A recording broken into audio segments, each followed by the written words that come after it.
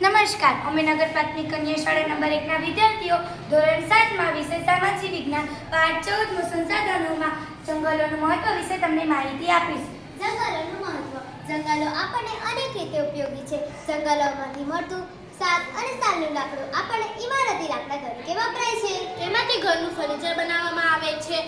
દેવદાર અને ચૂંટના લાકડામાંથી રમતગમતના સાધનો બનાવવામાં આવે છે. વાંસમાંથી ટોપલા, ટોપલી, કાગળ, રેણ વગેરે બનાવી શકાય છે. જંગલમાંથી લાખ, ઉંદર, મધ, ઔષધિ વગેરે આપણને મળે છે. જંગલમાં રહેતી પ્રજાને આજીવિકા પૂરી પાડે છે. જંગલોનું આર્થિક મહત્વ સાથે પર્યાવરણીય મહત્વ પણ એટલું જ વિશેષ છે. જંગલો આબોહવા વિષમ બનતી ભેજ જાળવી રાખે છે તેમજ વરસાદ લાવવામાં ઉપયોગી બને છે.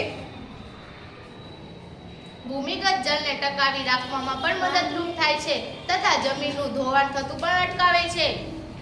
વાતાવરણમાં ઓક્સિજન અને કાર્બન ડાયોક્સાઇડનું સંતુલન જાળવવામાં મદદ કરે છે.